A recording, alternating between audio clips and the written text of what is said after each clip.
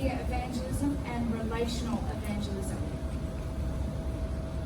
You were created to create.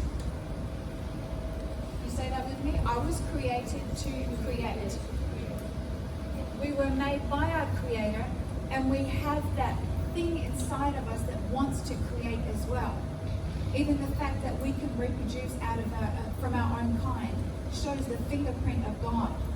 And I'm going to be talking particularly about people who are uniquely drawn to this. Put up your hand if you feel like you would identify as a creative person. That's awesome. Okay, I'm a creative person, and I'm glad so many people put their hands up, because sometimes when we say, are you a creative person, sometimes people are like, almost like there's a stigma, like I am a crazy person as well. You know, got any crazy, colorful people in here? That's awesome. So, God is raising up creative people at this time to hit. First of all, He wants to redeem the creative arts. He wants to use the creative arts to reach the world. And there is so much potential in that. We've seen The Chosen. Yeah.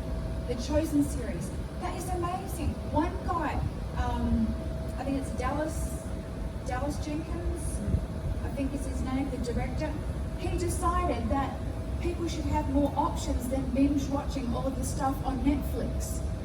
So he has a t-shirt that he's come out with that says Binge Jesus. Isn't that fantastic that we can binge watch Jesus? We can watch this amazing series. That series is making an incredible impact. People are doing that, pay it forward, and they're paying for other people to watch it. It's amazing how God gave him the download of how to do this, how to fund it, the strategies for that, how to crowdfund. I think it's one of the first series to ever be crowdfunded exclusively. I think, correct me if I'm wrong, Pastor Matt. I think it's right. Yeah, it's exclusively crowdfunded. God gave him a unique strategy. And I find that after we speak, especially if we're speaking about creative things, a lot of creative people come up to us afterwards and they say to us, I had this, and it's not just strictly in the creative arts or media, it could be in business as well. We need to use our imagination, we need creativity in business to reach people. Sometimes people come up and they say, I have this idea for a business, but I don't know, it's crazy. And they tell me about it. And I will say to them, do it. First of all, I will say to them, where did the idea come from? And usually they will say, well, I feel like it's a God idea. I feel like God gave me this idea. And I'll say, do it. If that's what He's put in your heart. But sometimes people just need that encouragement. They need that reassurance. And if God has given you strategies, if you feel like I've got this idea, I've got this cafe, or some friends of ours that attend Pastor Christian and Karen's church, they have this amazing cafe, and they're using it to reach people in downtown Orlando. The sky is the limit, and God has given you a template as unique and individual as we have fingerprints. So I believe that everybody has the ability to create, as I said, but there are people who are particularly wired to be creative, and I encourage you to pursue the things that God is putting in your heart. So, just really quickly, there's actually half of the stuff missing off that slide. Oh, there it is. Okay. So I'm not going to go through all of these individually, but there are so many different ways of using creative ministry to reach the lost. There's writing poetry, drawings. It's funny, talking about poetry, I had a lady come up to me after a meeting. Actually, it was another Declare conference. Come up to me, and she took me aside. She said, "Can I tell you something?" And I thought, "Oh, this is speak." And she comes up and she says to me in a lowered voice, she says, "I write poetry." And the way she said it, I thought she was going to tell me that she does drugs. And I said to her, that's great, that's awesome. And she started to tell me more. She said, I feel like God speaks to me when I'm writing poetry. And I said, fantastic, that's great. Let me talk to you about how you can write a book and how you can launch it. So it doesn't matter how outside the box it is. And by the way, rap is poetry.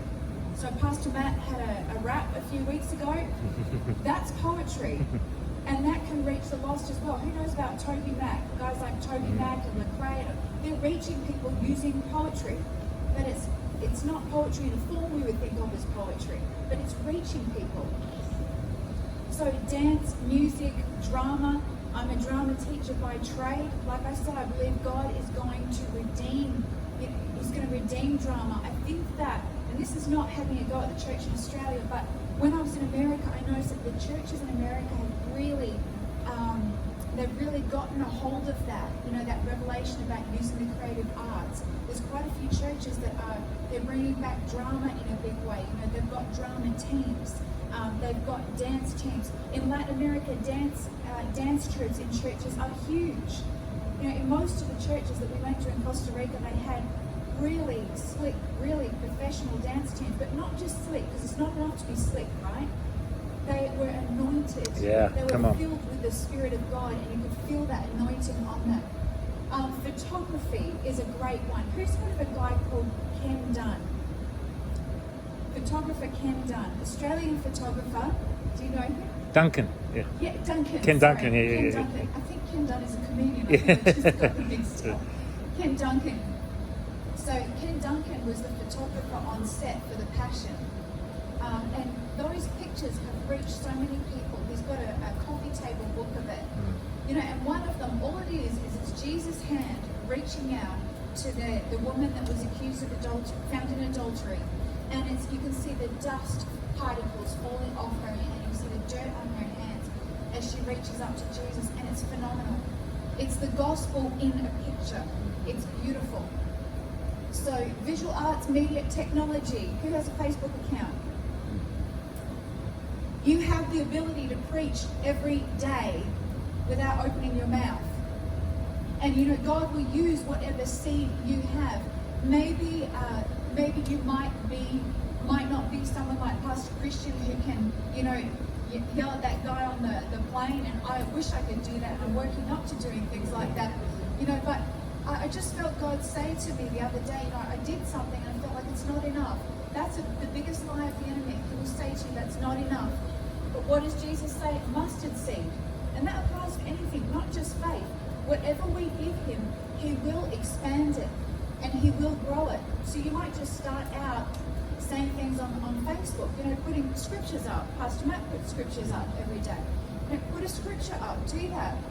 But may I suggest that we should never stay comfortable. So although that's a starting point, it shouldn't be an end point. If you're nervous about evangelism, if you don't want to go knocking door to door, which quite frankly freaks me out, you know, you can start with Facebook. YouTube videos. There's so many sermons floating around on YouTube and on the internet. You know, you might not be pastoring a church, but you can release your sermons on YouTube and people can be listening to that. You can preach the gospel that way. Okay, so we're going to skip down to relational evangelism. I've actually reorganized the slides a little bit. But I'm also going to be talking about relational evangelism. And I also want to look at this, seeing as I'm the token Aussie on the team, I'm going to be talking a little bit about the Aussie psyche. Okay, so we need to be culturally relevant, but not relevant in a way where we are devoid of the power of God. So we need to plug in cultural relevancy with the power of God. Otherwise, we're just hipsters, really, aren't we? So we need to be operating in the power of God, like Pastor Christian was talking about. So something that might help us understand when we're looking at witnessing to Australians. Something that's been really interesting to me is watching my husband witness to Australians, because his style is completely different to mine, and that's good. Because what happens is the enemy has a scheme against every nation on earth, something to do with their national psyche, to stop people reaching people in their own nation. Okay, so I think Pastor Karen talked about this earlier, about rejection, the fear of rejection. It's interesting because often the thing that will stop people from receiving the gospel is the thing that will stop us from giving it. And in Australia, and I'm not going to say that this is gospel. I'm just going to preface this with saying this is my theory, okay? This is what I've prayed about, and this is what I'm sensing. This is my theory about the Australian psyche, is that rejection is a big part of it. It's a huge part of it. So Andrew was talking about people swearing. Do you know that 99% of the time, the root of swearing is a spirit of rejection? It's a spirit of rejection. And maybe you're thinking, oh, well, no, it's anger. Yes, it is anger, but it's rejection manifesting itself in anger. Often it is a mentality of, I'm going to reject you before you have a chance to reject me. So I'm going to be on my worst behavior. And this is not everyone does this, but I'm just talking about those kinds of cases.